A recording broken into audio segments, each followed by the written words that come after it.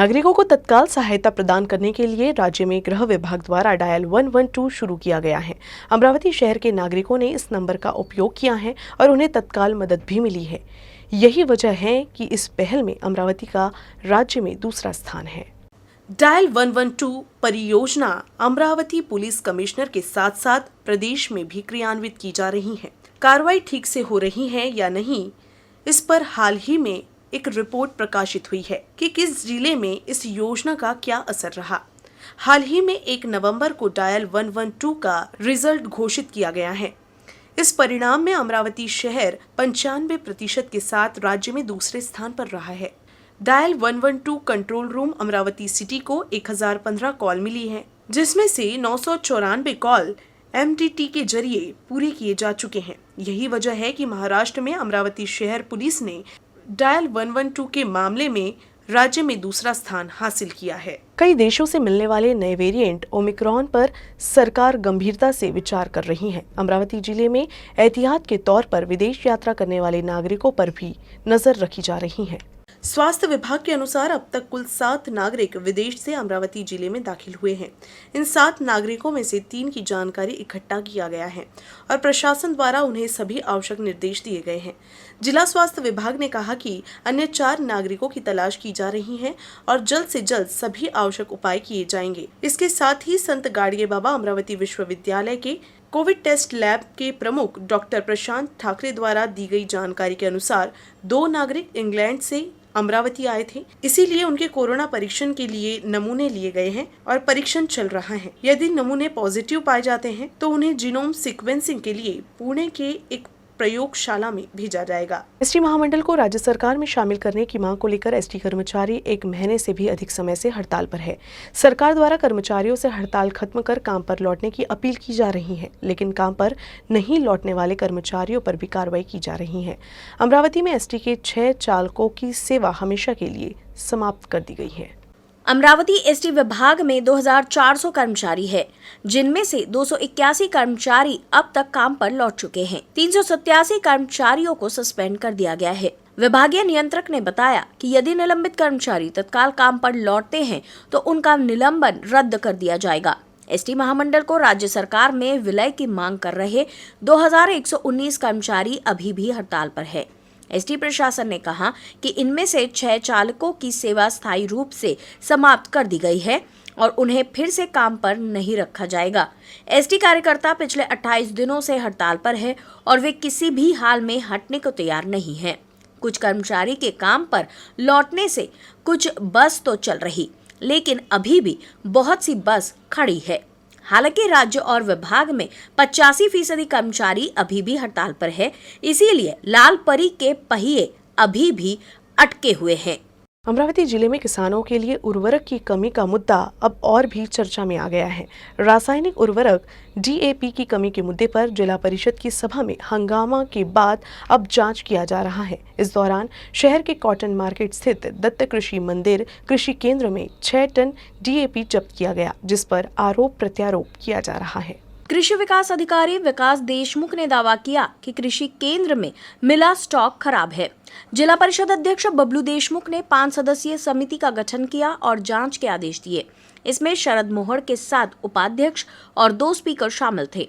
हालांकि रिपोर्ट में कहा गया है कि उर्वरक का स्टॉक उपयोग योग्य नहीं है, इसीलिए शरद मोहड़ ने इस पर आपत्ति जताई है।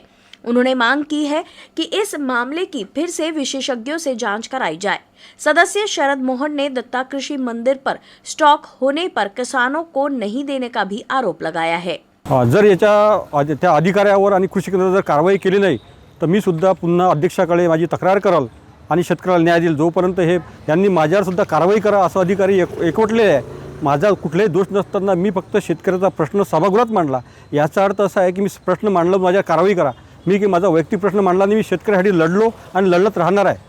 आणि जर हे माझ्यावर कारवाई करते तर मला जलात जरी टाकले तरी चालेल, पण मी मागे हटणार नाही। त्याच्यावर कारवाई करायला लावाल म्हणजे लावाल। कृषि विकास अधिकारी गोपाल देशमुख ने दावा किया है कि उर्वरक सही तरीके से नहीं रखने और पैकेट फटने के कारण खराब हो सकते हैं, इसीलिए ये बिक्री के लिए उपयुक्त नहीं है। जांच कमेटी ने 30 नवंबर को कपास बाजार स्थित दत्ता कृषि मंदिर स्थित गोदाम का तत्काल निरीक्षण किया तो उसमें 95 बोरी खाद मिली। ऐसे में अब सभी की निगाहें इस बात पर टिकी है कि अध्यक्ष कमेटी की इस रिपोर्ट पर क्या फैसला लेते हैं। शनिवार को अकोला जिले में बड़ा फैसला लिया गया है। जिले में कोरोना के नए वेरिएंट ओमिक्रॉन के संभावित खतरे को देखते हुए जिले में धारा 144 के तहत जमावबंदी का फैसला लिया गया है।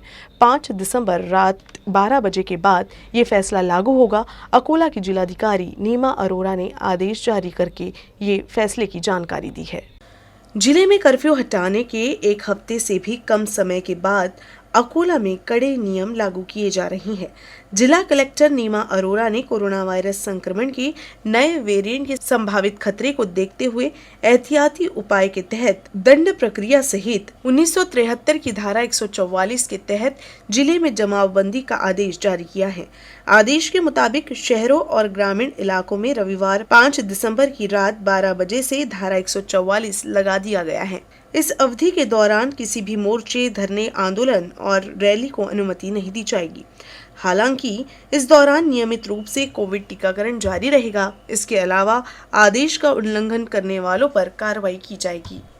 अमरावती में स्थानीय अपराध शाखा पुलिस ने कार से बकरी चोरी करने के आरोप में 2 भाइयों को गिरफ्तार किया है।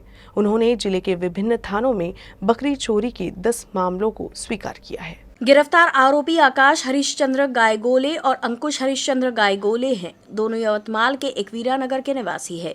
पुलिस ने उसके कब्जे में 2,10,660 रुपए की एक कार और अन्य सामग्री बरामद की है। कार्रवाई अमरावती स्थानीय अपराध शाखा के निरीक्षक तपन कोल्हे और पीएसआई मंगेश भोयर के नेतृत्व में एक पुलिस दल ने की। जब आरोपियों को गिरफ्तार कर पूछताछ की गई तो उन्होंने जब्त कार के साथ 2 अन्य कारों का इस्तेमाल चोरी के लिए करने की बात बताई। गहन जांच के बाद दोनों ने बकरी चोरी के 10 मामलों को कबूल किया है। पुलिस मामले की जांच कर रही है, जिससे और भी कई वारदातों का खुलासा होने की संभावना है। अमरावती में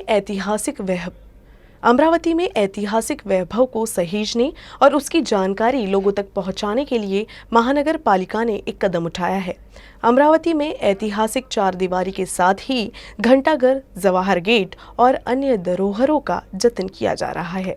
लगभग 300 से 350 साल पहले बना अभेद्य किला आज भी खड़ा है। इस दीवार के चारों तरफ बड़े बड़े द्वार है। उनके संरक्षण की मांग पिछले कई वर्षों से लगातार बढ़ रही है, जिसे मनपा प्रशासन ने गंभीरता से लिया है। किले को सुंदर दीवारों से घिरा हुआ था, जिसे सुंदर लॉन और गार्डन से सजाया गया था, लेकिन सही रखरखाव की कमी की वजह से यह सौंदर्यीकरण बुरी तरह से प्रभावित है। सिटी बेल हाउस की इमारतों के फिलहाल जंगल के बीच छिप गया है। फिर भी इसे ऐतिहासिक धरोहर के रूप में संरक्षित किया जाएगा।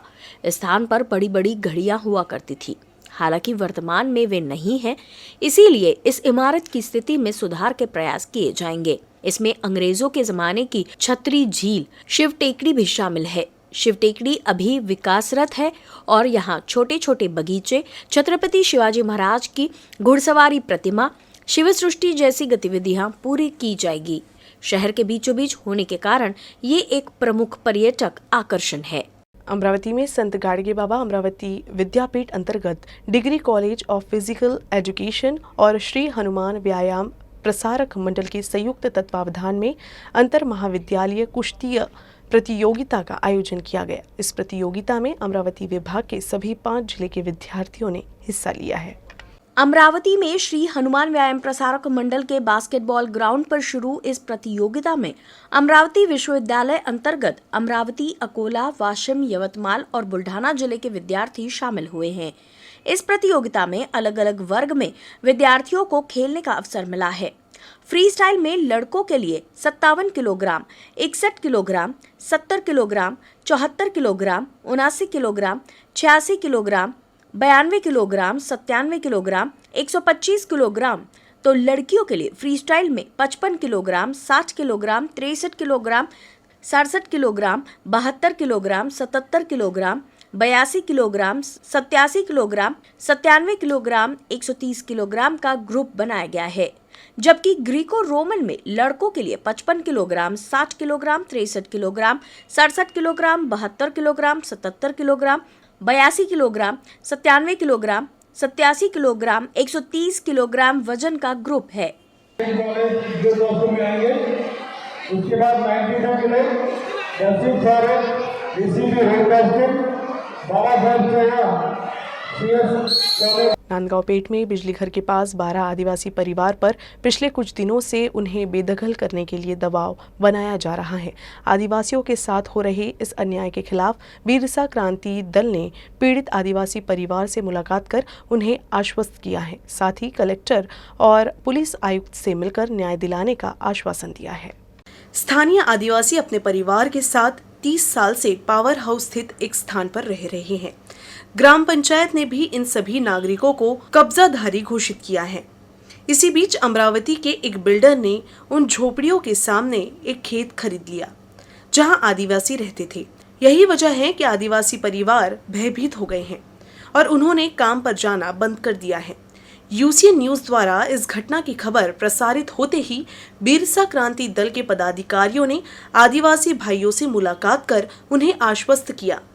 उन्होंने सोमवार को जिला कलेक्टर और पुलिस आयुक्त से मुलाकात कर सरकार के सामने शिकायत रखने का भी वादा किया।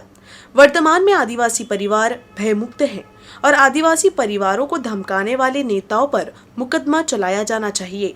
अध्यक्ष अर्जुन युवनाते, नरेश गेदाम, जगदीश इवने, संतोष किरानाकी, शशिकांत अत्राम, अरविंद राठौड़, वैभव लोखंडे, संजय मोहत, मनीष धुर्वे, पवन चांडेकर, बंसीलाल शेवानेकर समेत सैकड़ों कार्यकर्ता शामिल रहे। राज्य मंत्री बच्चू कडू अचलपुर में अपने निर्वाचन क्षेत्र का दौरा करते हुए अपनी मांगों को लेकर आई एक बच्चे से बातचीत की। अचलपुर में राज्य मंत्री बच्चू कडू अपने निर्वाचन क्षेत्र का दौरा कर रहे थे तो कुछ बच्चों ने राज्य मंत्री के वाहन को हाथ दिखाया और उनसे घरेलू मुद्दों को हल करने की मांग की। बच्चू कडू भी बच्चों को अपने वाहन में बिठाकर घर लेकर गए। जिस घर में विधायक बच्चू कडू पहुंचे थे उस घर की स्थिति बहुत खराब थी। हालांकि बच्चू कडू को पता चला कि उनका सबसे बड़ा बेटा एमपीएससी परीक्षा के लिए अभ्यास कर रहा था, इसीलिए राज्य मंत्री ने उन्हें कुछ आर्थिक मदद दी। इसके अलावा कडू ने परिवार की कई तरह की आर्थिक मदद की है। तुमच्या नावानं झाली नाही का हे? झाली आता जागा झाली ना? झाली पण इतका त्रास होणार आम्ही आता किती दिवस झाले किती वर्ष होऊन गेले आम्हाला ते कायचा त्रास आहे? हे लोक म्हटलं म्हणजे देऊनच नाही राहिले आम्हाला आता पहिल्या याच्यामध्ये 2006 मध्ये घरकुलमध्ये नाव आलं बरं. काय दिलं नाही हं. इथं होतच नाही म्हणे इथं होतच नाही म्हणे तुम्ही अजून कुठं हे करा म्हणे पण इथं नाही होत म्हणे. नाही पाणी काहीच नको सोप सुद्धा नाही. आणि काही आणखी नाही. इतकं गरती हे घर आम्ही दिवस तर करायला जाते तर काही करू नका म्हणते आम्हाला. मेरे साथ न्यूज़ रूम से बस इतना ही। नई खबरों के लिए देखते रहिए यूसीएन न्यूज़ अमरावती।